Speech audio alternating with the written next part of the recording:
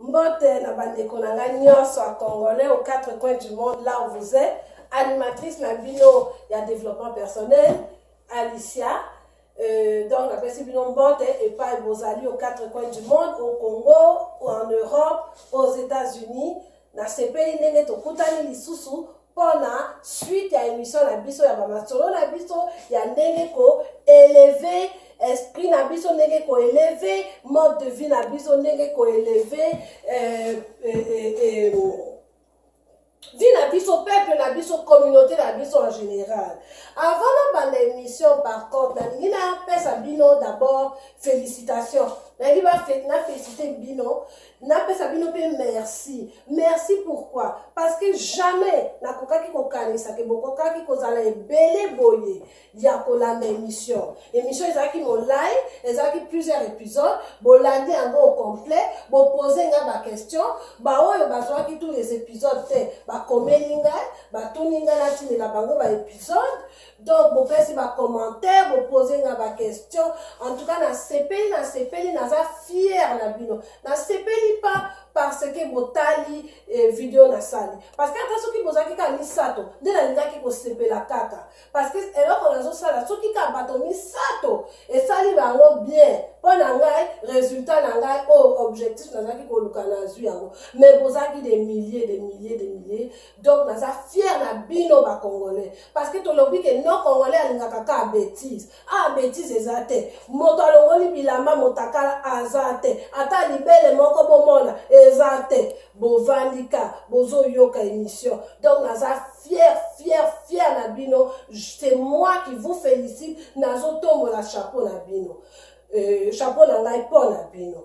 What I was saying, na koloba ngo pe na anglais ka noki pourquoi? Parce que naza na bato nyonso, naza na bato ebele bazo suivre ngai aux États-Unis, en Europe, na ba pays anglophone pe. Donc na ko pesa ka mbote noki en anglais. I just want to simply tell you guys, all Congolese all over the world, that I'm very happy that you guys followed this TV show, even though it was a long TV show. It was many episodes. Many of you have written to me, asked me questions, asked me to send them the other episode that they didn't see. I'm really happy about that. It's not the amount of people, but it's the fact that it did touch people and it did reach what it was supposed to reach, meaning make you guys want to know more about self-development. So I'm really happy about that, guys. I'm proud of you because we say that Congolese people, they only like, you know, whereas there's a ghetto type of thing, but this was not ghetto. There was nobody that was naked or whatsoever, and you guys still follow the TV show. So I'm really proud of you guys. And so what I'm going to do now is that lisolo yo nakobeta ngo toujours en lingala. Pourquoi? Parce que bamuso balobaka français, bamuso balobaka anglais, bamuso bazala Espagne balobaka même espagnol, italien, roumain, tout ça. Mais munoko oyo esangisaka biso eza évidemment lingala. Yango wana nazobeta lisolo yo en lingala vraiment. Donc et pe nalingi koloba na bino parce que ndenge na lobi nazaki vraiment agréablement surpris. Et là comme tout nazaki surpris, ezaki bato ebele bozo tunanga na fongo la chaîne YouTube, jamais ça m'a traversé à l'esprit, mais étant donné que pour demande ezaki vraiment makasi nazo sala siko mo sala po na koka ko fongo la chaîne YouTube. Boyebi que nazana évidemment ata bino moko ndenge naza wana naza na respect na temps o bozo pesa ngai et bino pe boyeba ke ngai pe c'est sûr hein naza maman à famille et naza pe na ba classe na moi misala na nga nazo sala à gauche à droite naza na ba projet ebele faut pe na kamata soin ya ndako na nga famille na ngai et ba classe et tout ça. Donc za moi pas mais na komeka toujours na sala la bino vidéo na meka kotia une vidéo par semaine. Pourquoi? Parce que on n'est pas dans la quantité. Alors quand on locataire non, on est dans la qualité. Donc, les moins, c'est mieux en autant que c'est la qualité. Na komekaka une vidéo comme ça par semaine. Na ça et la vino. Comme ça, vous allez attendre, il y a pourtant la durant la semaine, na tia le week-end. comme ça besoin de temps, mais j'y travaille pour faire ça temps, s'il vous plaît, j'apprécie beaucoup et bon abino na kosa lango. Les solo yo na kobanango lelo en citant un savant grec moko comme on a eu Périclès aloba boyalobi bana kozwa eloko oyo ozwa na vie na yo te, il faut kosala oyo osala na vie na yo te. Molandi bien mpona kozwa oyo ozwa te na vie na yo, sala eloko oyo osala te na vie na yo, puisque makambo oyo osalaka epesaka yo, oyebi deja eloko epesaka yo. Meka eloko asika, meka episa sika, meka kolamba légume asika, omona résultat ekobima na nzungu. D'accord? Alors, tobanda lisolo na biso ya lelo, naza vraiment très content, tobanda lisolo na biso ya lelo. Ndenge donc nazokoma date mpo bato bazalaka mpe bakose suivre soki te botalaka bilamba donc bokoyeba video ya tika na video ya kala. Lelo eza video ya le 9 septembre. Alors nakobana na video epai tosukaki lisolo na biso esukaki wapi? Lisolo na biso esukaki na pyramide, n'est-ce pas? Tolobaki ke non, Congolais aza na se ya pyramide, yango nde ezosala ye motema mabe, amonaka baninga bazomata na pyramide, ye atikalaka kaka na se ya pyramide. Pourquoi Congolais aza na se ya pyramide? Pourquoi aza komata na pyramide te? Sikoyo tokosolola ndenge ya komata na pyramide awa, otika bino na se te? Mais non, jamais. Logiquement, il faut nakakisa bino ndenge ya komata na pyramide oyo. Nakosala vraiment une récapitulation, mais rapide. Pourquoi? Parce que vidéo les a déjà. Donc on va même pas s'éterniser là-dessus. Vraiment récapitulation rapide, mais eza vraiment récapitulation te eza ke nalingi kaka kobakisa mwa eloko moko. Donc toyebi kaka ke eza 5 étages, n'est-ce pas? Et dans 5 étages, toyebi pe que l'étage à C, nous avons changé ma couleur parce que visuellement, il y a 8 formes d'intelligence dans mon kilo C. Bato mususu sont visuels, bato mususu sont auditifs, bato mususu sont manuels. Donc il faut amona pour à retenir et quand on a mutu na ye. Bato mususu faut sala pour ekota na mutu na ye bino bato fobo sala fobo mona fobo komaka bokamataka ba note et bato mususu ba koyoka nde eza ndenge na ye ya ko apprendre. Donc il y a beaucoup de formes d'apprentissage. Je vais essayer de stimuler toutes les formes d'apprentissage. Mayele ezaka moko te, il y a 8 formes de mayele na nomeli bino musato. Donc tolobaki ke en bas de la pyramide tolobaki eza ba besoin physiologique tonomaki yango sikoyo physiologique sikoyo nakonomi yango te mais nakonomi yango mais pas dans le sens que na répéter makambo oyo nasi naloba non nakonomi yango parce que sikoyo makambo mosusu ekobakisama. Alors tozalaki na sécurité, tozalaki pe na appartenance, bade dedans, famille na bino, baninga na bino, groupe na bino, classe na bino, église na bino, n'est-ce pas? Tozalaki pe na estime, ndenge yo omiyokaka, oza kitoko ou bien oza kitoko, toza mayele ou bien oza mayele te, yo moko moto yebi. Et finalement il y avait le besoin d'accomplissement. Et tolobaki quoi? Tolobaki que chaque besoin nyonso, pardon, nazo tala bilote parce que nazo koma, mais s'il vous plaît, soyez indulgents avec moi. Et tolobaki que bato nyonso basalaka ba action, bato nyonso basala ba besoin ou ezaki ba besoin. Et pourquoi bato basalaka? C'est-à-dire ça, ce sont les besoins. Et bato basalaka ba action pona ko remplir ba besoin na bango. Tolobaki topesaki exemple pour manger, moto aza capable même akoyiba. Pourquoi? On a ko remplir besoin de se nourrir. Nako yebisa bino ka rapidement,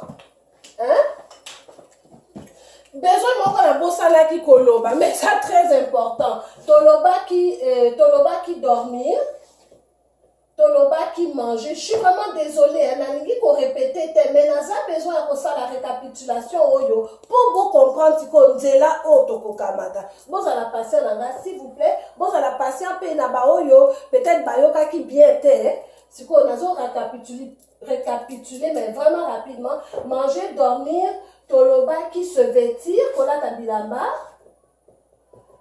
Toloba qui boire. Boire, toloba qui mange, se vêtir. Mais et là, comment quand on bosse qui on a dit dormir, est-ce qu'on a dit dormir, manger, boire, se vêtir, se loger? C'est-à-dire qu'on a un andako. Mais la bosse qui moko, et si quoi, on se fait y la bosse qui éliminer. On est éliminé. Biloko, to eliminaka, nzoto na biso eliminaka. Ba cellule, ekweyaka suki, ekweyaka yasika, ebotaka, ba cellule na nzoto na, kwa nenge nazo sala boye, na miso bino bozo mwana te, mais microscopiquement, ba cellule nanga nyonso etondi awa. Soki ba police ba ye koluka ngai, ba toa ba wanga ni ke nazalaki awa te, ba ko wanga na te. Parce que scientifiquement, on peut prouver que nazalaki awa. Donc, éliminer, on élimine. Faut qu'elle ait toilette. Hein? Donc, il y a des toilettes. Pourquoi? Pour éliminer on élimine de mille et une façons. Le corps a besoin d'éliminer pour se régénérer. Et là, on se la bosse qui koloba, mais c'est très important aussi, ça se laver. Donc, bosse naka. Même bon, comme on se oyo bazangi mai. On a vu que se laver est comme un luxe. Et comme un luxe, n'est pas tout soukola à volonté donc on vandi na on a mai lokola tata na yo mokonzi ya ba ebale na mokili. Hein? Mais ba mususu ba ko soukola ka na katine. Donc besoin mona que les extrémités de se laver ça c'est très important. Donc makamoyo et toloba qui fait sécurité, je vais aussi les nommer très rapidement. Toloba qui pour la sécurité, toloba qui ba loi et ça na ko kamata couleur mususu pona to hein? Loi, toloba qui ba loi, toloba qui ba hôpitaux, toloba qui ba services sociaux, c'est ça tout ça que les autres savent pas la biso. Toloba qui ba services sociaux, pas la biso, c'est-à-dire au Congo, toloba qui ba services sociaux, ba loi, ba hôpitaux, ba école, ba misala, donc tout ça, c'est des choses, mais vraiment, hein? Loi, hôpitaux, services sociaux. Tout le bango d'abord dans la sécurité. Tant on a le loi, la police, la cour, les juges, et tout ça quoi. Et bas à la bateau intègre. Donc il va que basa intègre. Donc il doit avoir de l'intégrité. Nabasa yoyo. Ok? Donc, voilà, rapidement. Awa, et sa appartenance, estime, accomplissement, nakoye, puis sabino en route, s'il vous plaît, bon, qu'elle écoute là, bah, ancienne vidéo, pendant, bah, oui, bah, t'as qui, bah, ancienne vidéo, tout qu'on a avancer, n'est-ce pas? Ok. Donc, alors, dernier lobby na bino, pourquoi si qu'on a yé koloba na bino, bah, moussou, motomoko, loba, que non? Ndenge na ye bakaka bino bato bosambelaka biso nyonso tosambelaka en passant personne aza na monopole ke yende ayebi nzambe ou bien yende mwana nzambe koleka moninga mais biso nyonso tosambelaka me bamosusu bon bamonaka ke bango nde baleki bref. Et donc, ce que je veux dire là-bas, tout est besoin et ça permis par Nzambe, yoka kaloba landa liloba Nzambe et le reste vous sera donné de surcroît. Je suis pas contre d'abord mais là qu'on a dit qu'on a différence entre les ici baoya étage oyo hein baoya étage oyo ya C ah ba étage omi balé oyo hein na ba étage omi sato la différence c'est quoi? La différence c'est que ba étage oyo c'est la question ya vie. C'est une question de vie ou de mort. Hein? Awa ezate, oboy osali mokili na yo. Non, awa osali biloko mi bale ezate, okufi. Ndeko na ngai. Olia te, omela te. Ozala elamba kolata te na malili. Ozala eloko komela te, ozala ndako te, ndeko na ngai okufa. Awa eza, c'est des questions de vie ou de mort. Awa, les trois prochains ici, na likolo. Les trois prochains, Et n'est pas une question de vie de mort. Dans la bas qui n'a bien accomplissement, hein? Je veux dire, chacun pour soi, Dieu pour tous. Au sali, on convive dans le kaka. Mais au yebi, coûte que coûte, ce qu'on a la nisa toyote. Coûte que coûte, vie na yo et comme dysfonctionnel. On a dysfonctionnel. C'est-à-dire qu'on a un problème. Ça marche pas. Tôt ou tard, il faut remplir ces trois-là. Tôt ou tard, ceux qui t'aiment, on cause la bien été. Non, so oza na baninga pe ngona moto na mokili oza na baninga toza tata toza mama te outa nzete oza bandeko te oza na équipe te oza na classe te oza na tala moto moko okola te soki okutani na mobali ya bondeko nanga kobala ete soki mpe okutani na mwasi oyo auta na nzete azalaka na famille te azalaka kobala ete bato wana baza louche. D'accord? C'est pour vous dire quoi? C'est pour vous dire que moto nyonso na mokili il faut remplir bilan comme ça tôt ou tard. Parce que ce qui était à cause de la dysfonctionnelle, puis il y a à sentir manque. Et ces manques-là, c'est pour ça dans le lobby, bah manque.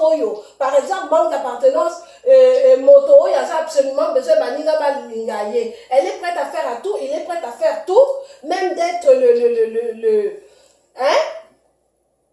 Moto yo c'est un groupe mais en autant qu'à un groupe en autant qu'à un staff donc les staff wana nyoko la ke ya alinika azana staff vous comprenez moto yo azana na estime te ala takabila la kala kisanzoto parce que comme ça ba kokumi saye estime na ye komata oza mabeki to oza lipeli kitoko hein estime na ye komata et ainsi de suite bato bakali donc bref ça, si ça te manque, pendant un moment, on peut survivre, mais à la longue, sur 5 ans, 10 ans, 15 ans, 20 ans, jusqu'à la fin de ta vie, impossible. Surtout, bato bakani sakaro, tango bakuma kampaka. Accomplissement. Voilà, bato babana kolo. J'étais où? Tango nasaki mwana moke. Il fallait.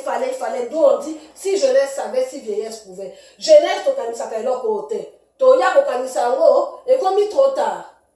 D'accord? Donc, dans la jeunesse, bon, ça déjà. Vous avez 15 ans, vous avez 18 ans, vous avez 25 ans, vous avez 40 ans, ça déjà. Vous avez 55 ans, ça déjà. Badakoluka pour s'accomplir. C'est quoi comment on va s'accomplir?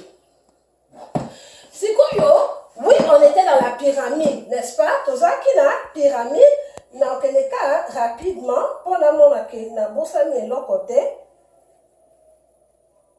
Na bosa de l'autre côté, bon, là, ça l'a lobby. D'accord? On peut s'en rappeler 1 minute, s'il vous plaît.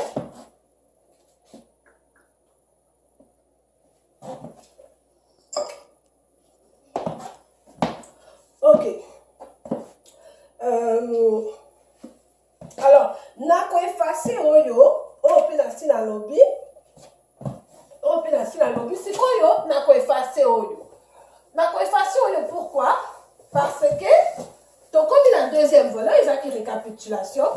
Merci pour la patience, na bino, la ligne, pendant que nous avons la récapitulation.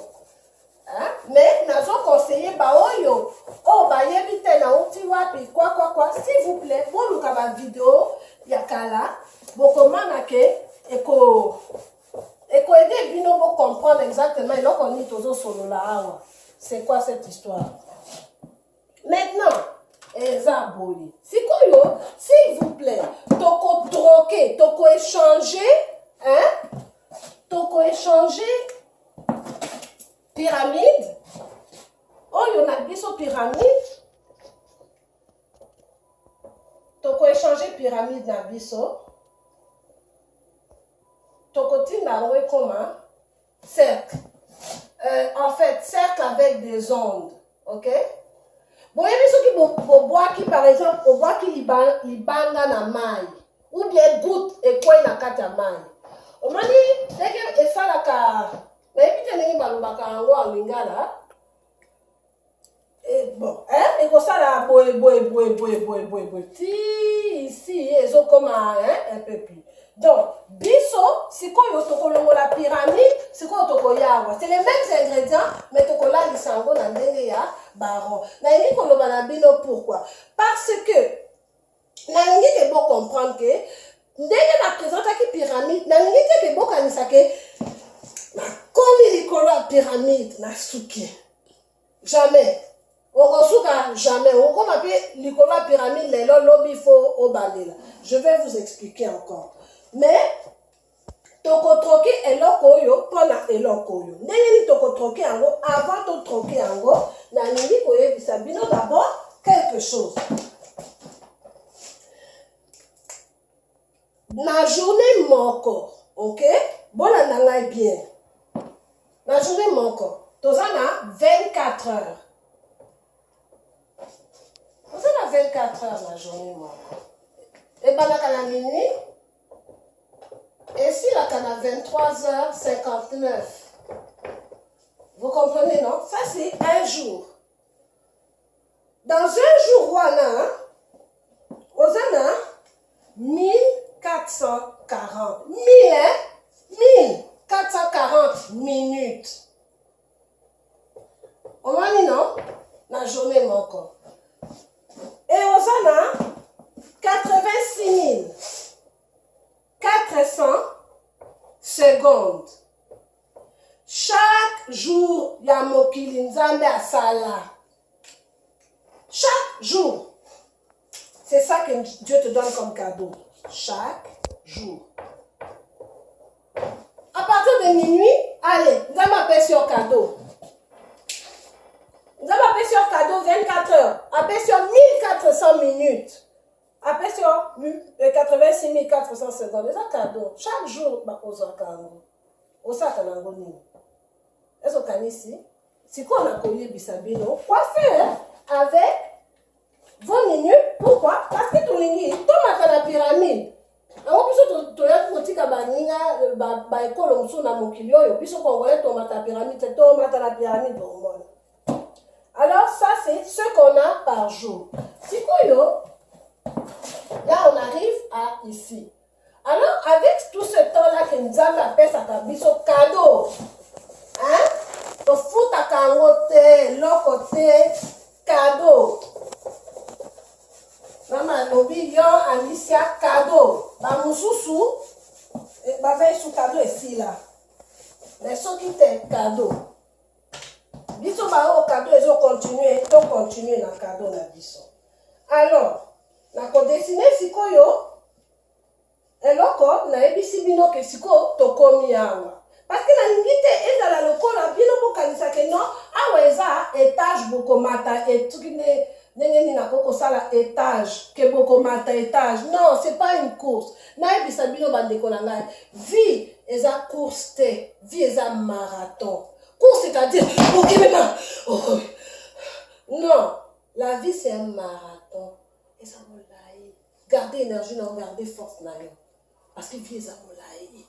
Donc la vie est une course. La vie n'est pas une course, la vie est un marathon. Autour ça la course na mototé. Tika batoba leka, yo zolia na yo malembe. Mais on ne pas aux autres. Donc, alors, dans une journée, on a 86 400 secondes pour s'accomplir. On a 1440 minutes pour s'accomplir. On a 24 heures pour s'accomplir. On a beaucoup de temps pour s'accomplir. Qu'est-ce qu'on fait avec tout ce temps-là? Maintenant, on a expliqué du mot. Awa, nako sala ka, nako dessiner ka, bandeko nanga, pour la compréhensive. Les ka, P. Je vais, tout à l'heure, on va faire. Mais, nakanisi boye, ceux qui n'a sali boye, que dessin langage est possible. Donc, on a troqué ça pour ça, mais je vais l'effacer, parce que j'ai besoin de la place. Et on va dans le lobby, bandeko nanga, ceux qui vont linguer, ceux qui vont montrer que pour la bino est pertinent, beaucoup comme matabano, vous allez pose vos kamati banote, n'est-ce pas? Et là encore, là ça la moussou encore. Mon Dieu, là ça on m'aide. Ma caisse là on commande non, bon après ma encercler. Ok, là mes canaux on comprend. Donc awa, bande kona loba kina bino. Awa c'est quoi? C'est P. Là ça y a en rouge parce qu'il y a ça y est mon corps, donc pas bon mais vraiment. P, wana eza physiologique, ok? Eza le premier besoin, là, c'est la pyramide, eza P. Ensuite, Après, tant on m'a dit aussi, si, dans le bakini, que deuxième besoin, nasi à pyramide, et ça, sécurité. Sécurité. Tolobaki, sécurité. Vous allez me comprendre. Beaucoup comprendre, beaucoup comprendre qu'on va arriver quelque part. Bon, sécurité, deuxième étage. Troisième étage. Troisième étage. Hein?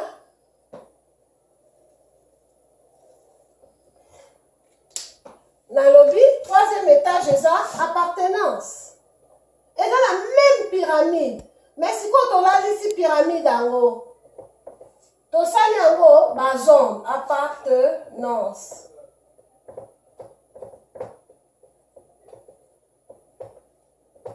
N'est-ce pas? Appartenance.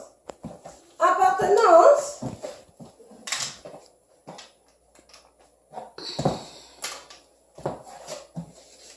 Appartenance. Tout ça est appartenance. Ok. Les sous comme ça la cercle mon sous. Estime. Valeur on m'y pèse saka. Yo mon corps. Estime. Comment estime de soi. Estime personnelle. Non, on va pas. Estime de soi. Non, on va. Estime de soi. Ok? Et le dernier, maintenant, le moindre. Pour le tozo, Luca. N'est-ce pas? La raison. Même, il y a comme ça la vidéo, les animés. Les aoyo. Les aoyo. N'est-ce pas? Alors, voilà. Et ici, c'est accomplissement. On a dit accomplissement. Ok. Allez, bisouana, tozo kende siko. Ça va devenir de plus en plus clair pour vous, vous verrez mes frères. Donc, banikolanga tola mukakatongo nyonso. Tola mukakatongo nyonso, faut que ça a besoin physiologique. Et aussi la jamais. Et ça c'est parce qu'on y a qui lobby les lots qu'on y a. Au soukola qui lobby les lobby au soukolate. Au soukola qui. Non! Banikolanga, on refait. Les besoins physiologiques, on les refait à chaque jour. Les besoins de sécurité sont aussi ici besoins physiologiques. Nayo, oyo la muka ki na tongo, latisa ki bana, o latisi yo moko ozo kene mosala, tout, hein? On sali pas besoin d'un physiologique, nyonso. Si quoi yon a prêt, ya kobima na porte nayo. Oza la sécurité, oyebi kobima na porte nayo, hein? Danger moko eza kunate. Okokuta autobus à l'air ezalaka, okokuta train à l'air train ezalaka, classe ebanaka na quelle heure, mosala ebanaka na quelle heure, nini ezaka nini, oza la sécurité, ozo tambola, oyebi ka awa soki na bukani loko, soki na kwe ambulance koya, soki dépendamment de quel mboka oza na yo, mais besoin na yo, ya sécurité, yango na lobi ke, Congolais, tosukaka, tolei, après tokei, misala na biso, tout ça, et tout ça, kaka wana. Appartenance, si koyo, chef de si accomplissement. Si ko biso tolengi ko se accomplir. Exemple, ngani na zawa, na pesa exemple, na ngi ko koma buku. Exemple. Alors ngani ko koma buku. Alors ngani na muki na tongo. Parce que na ati tout ça, après na bimi na libanda na moni que sécurité eza, tout ça na zo tamona na ngana libanda na zo kende pa na zo kende. Appartenance sikoyo eza important, bandeko na ngai. Le nerf du problème, il est là. Parce que na niveau comprendre l'autre moko. L'autre pour comprendre makambo. L'autre bandeko na ngai pour comprendre makambo. Bandeko na ngai, comment ça fonctionne? Ça fonctionne comme ça. On va comme ça, non? Tant aussi ici, ok, boy. N'est-ce pas? Ok, nayo. Tant aussi ici sécurité. Allez, quand ici nayo, comme nayo awa. Tant aussi ici paix, quand ici nayo, comme nayo paix awa. N'est-ce pas? Aussi ici awa, quand ici nayo, comme paix awa. C'est comme ça. C'est comme ça, bandeko na ngai. Alors, yo, ndeko na ngai, olobi, olingi kozonga classe. Par exemple, on appelle ça un exemple un peu plus difficile. Olingi kozonga classe. Yo, Ozana, 48 ans. Et ça, jeune, hein, en passant. Ozana, 48 ans. Ozana, 4 enfants. Mais, olingi kozonga classe, olingi kokoma infirmier, infirmière. Hein? Infirmière, infirmier. Ok. Yo wana, osali pas besoin na tout, sécurité, ça va. Si quoi yo, mais yo, bato na yo. Alors obengi moninga na yo. Appartenance de dedans na yo, non? Obengi. Oyebi, ngani na zawa, na lingi ko. Na moni, ba misalo, tozo sa les avons na tira. Ngai, motema na nga depuis na zawa, mokenga na linga ko comme infirmière. Hein? On se pinga ba dedans na yo, on se tourne na bango conseil, ndenge ka to sola.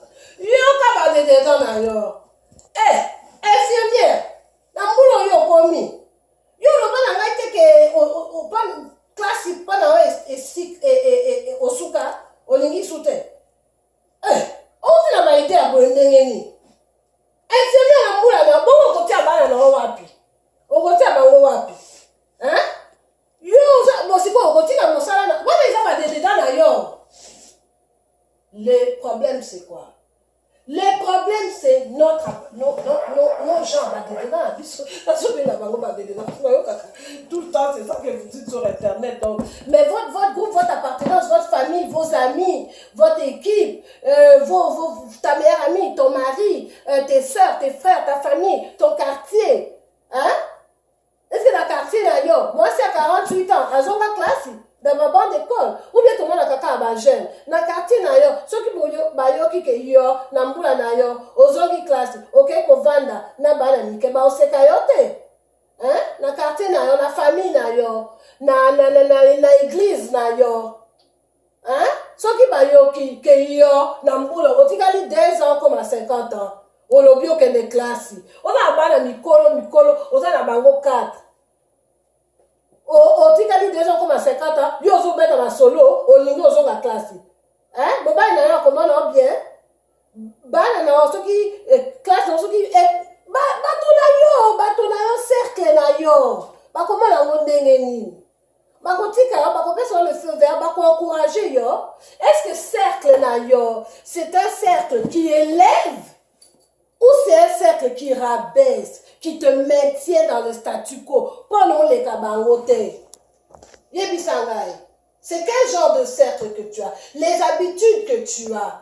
Bah, émission au talaka. Est-ce que bah, émission au talaka? C'est des émissions où il faut élever l'esprit d'ailleurs, où il faut que à 48 ans, et même à 58 ans, et même à 68 ans, ce qu'on peut tellement.